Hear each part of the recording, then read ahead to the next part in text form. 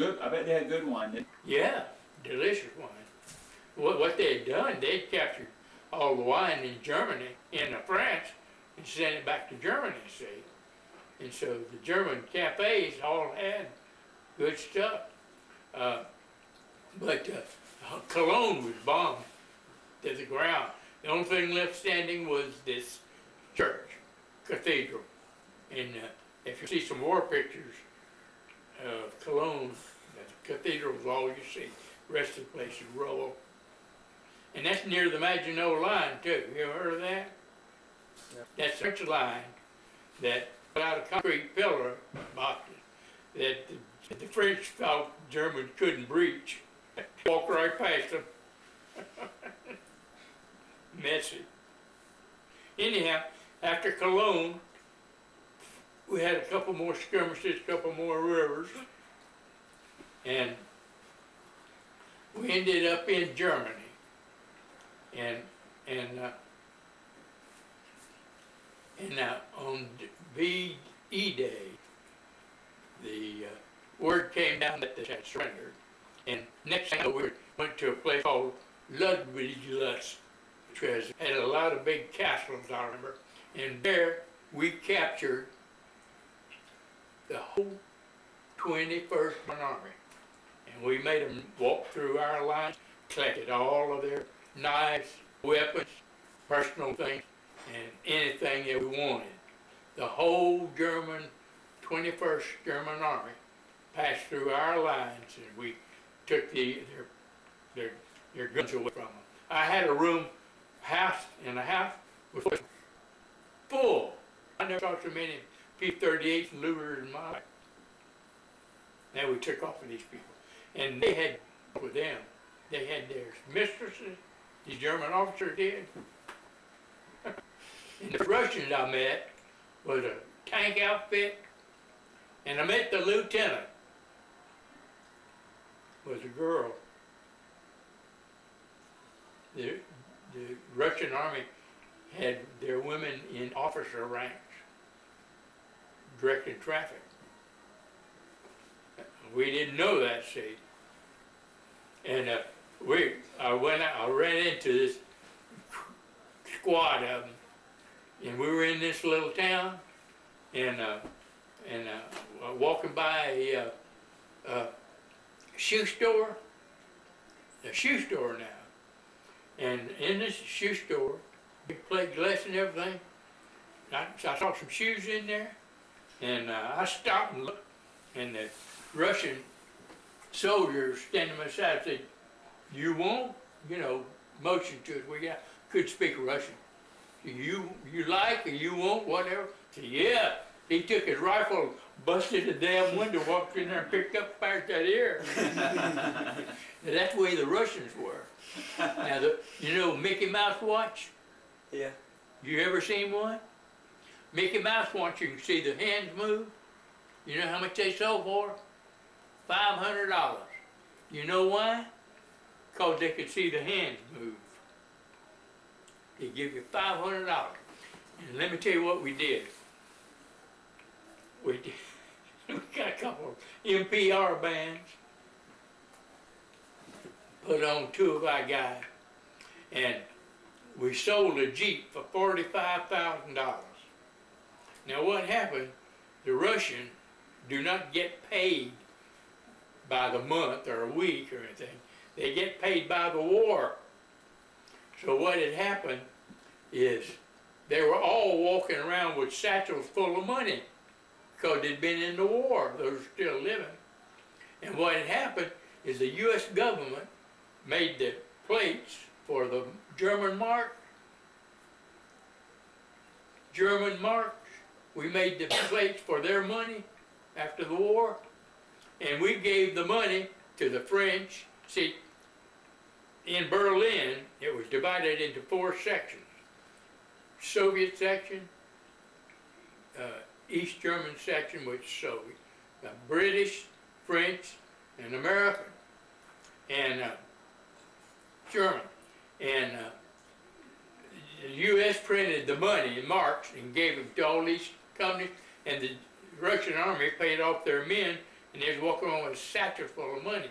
Well, we sell a Jeep for $45,000 on this corner, and we'd take their money, and they'd get in the Jeep and drive up a block, and the MPs would stop them, had MP bomber rats on, stop them, and take the Jeep away from them.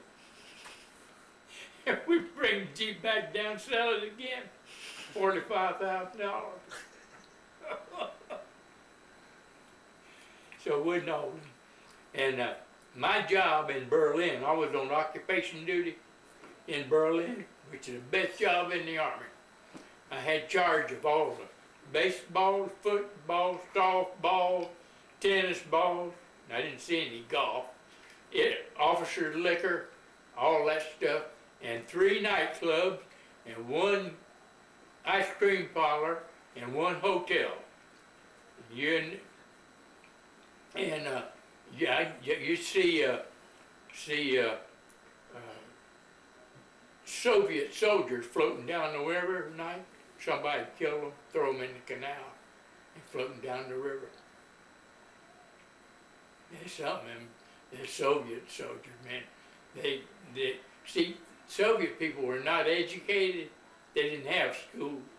All they had was war and the army. And that's all they knew. They could speak a language, but you didn't know what language it was. Because it wasn't any normal language type thing. And most of the girls in Germany were drafted from other countries, Czechoslovakia, Italian. So all the girls that you were able to meet, if you met them, was from some other country. The Germans had imported them into Germany to do the slave work. They were factories and the stations and the stores and stuff like that. I had an office big as these 2 rooms here in this great old big mansion where I used to dole out stuff. Back when you were like in the field and all, what would you sleep in tents and just eat out of? Yeah, we sleep out of K rations and. We'd sleep in tents, little tents, pup tents, and if we were lucky, we could find a place to sleep in a house or something. We'd walk in, take it over, but we had K rations and C rations. C rations in a can. K rations come in a Cracker Jack box, and I always had that came in every K ration. See, it had a cigarette bar, crack, meat, and bread in a Cracker Jack box. Cracker Jack, and that's the box they put them in. And you always carried one with you. The C ration, a big box, and it would feed enough about, I'd say 20 people. And we'd always find somebody who could start a fire and put the cans on the fire and eat out of it, and whatever. Occasionally, in Italy now, we were around a lot of cows. Mussolini had given them a cow for their farm, which they used to milk and butter and that sort of thing. And then they'd shoot down there and kill them. Well, when they'd kill them, we'd drag them over, and we had a couple butchers in the outfit. They'd slice them up, and we had steak a lot of time from the cattle that we killed from regular fire. So we had some food sometimes. One time we shot down a plane in Italy, and it crash landed, and we put it back together and flew that son of it. Observation L-19, observation plane.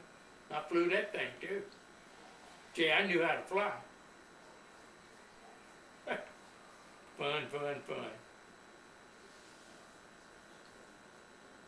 But we didn't have to do much jumping those days, because we were out there fighting. They wouldn't pull you off the line. But if you were in some camp or someplace, they'd pull you off and make you go jump to earn your jump pay.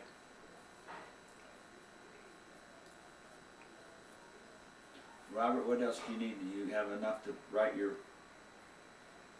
Probably. I took some notes. By the way, going over to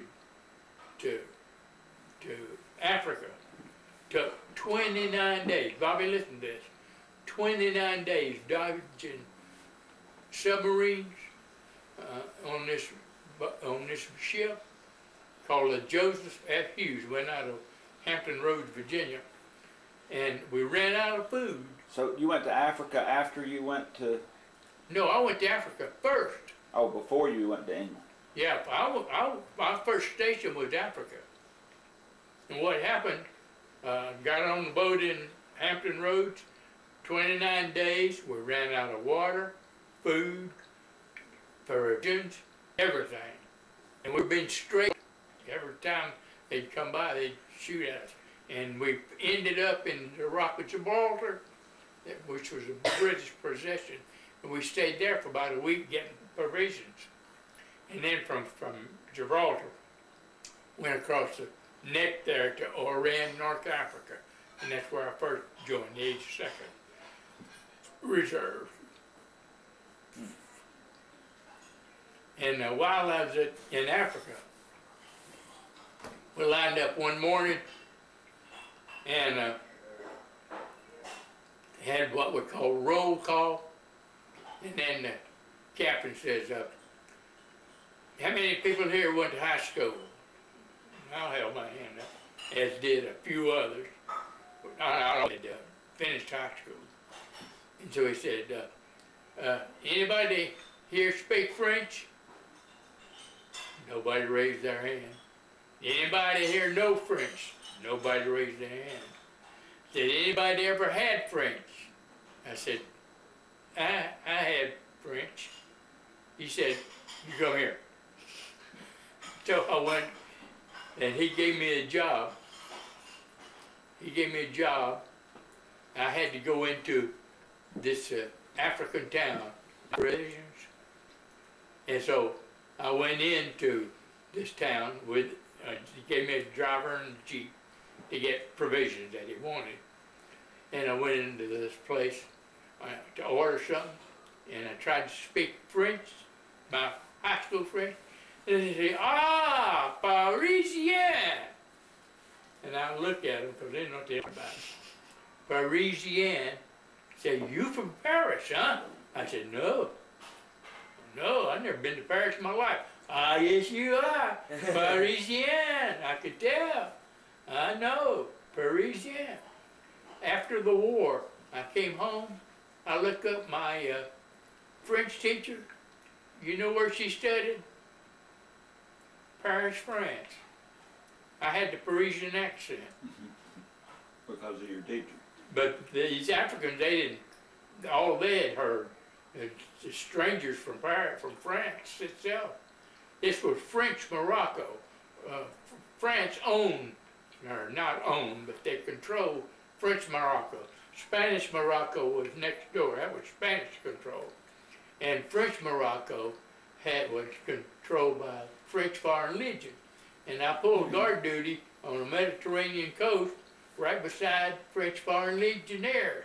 And they'd come over, want to talk to America. And a couple of guys were from the United States in the French Foreign Legion because they had murdered people in the United States, and they joined the French Foreign Legion and they can't touch them, see. They don't, the French Foreign Legion don't, once you're in there, they don't let your secret, huh?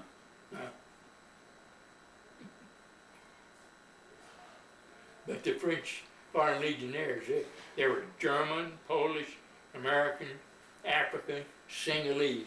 Now you ought to see Senegalese. They're tall as that door there. Black, and they don't carry guns, they carry knives. And they kill you with a knife. They can cut you to pieces. And that was really something.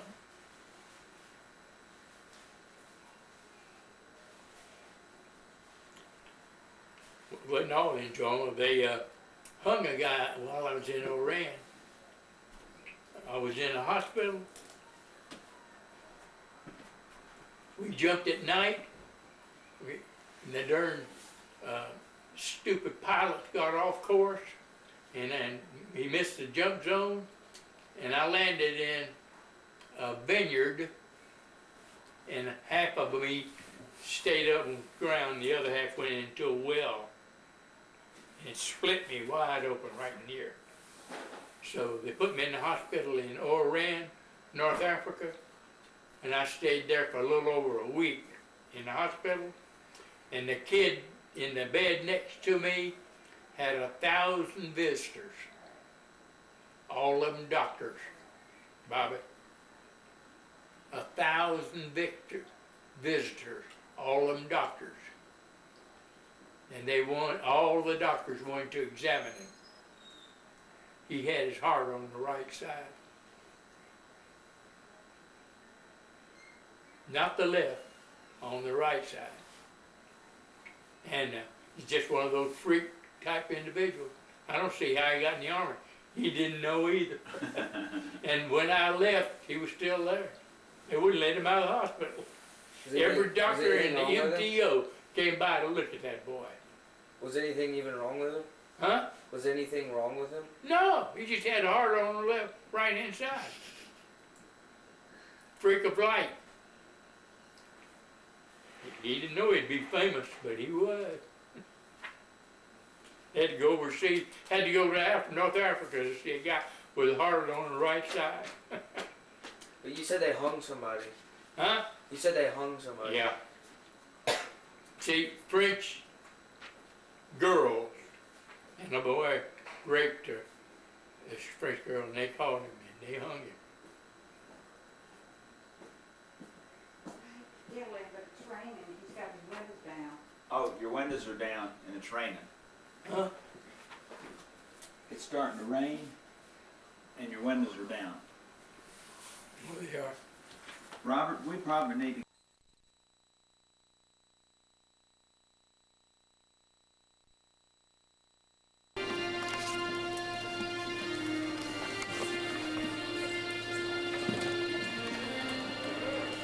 We do apologize. There will be a 5-minute delay, so please, if you can kindly be seated for 5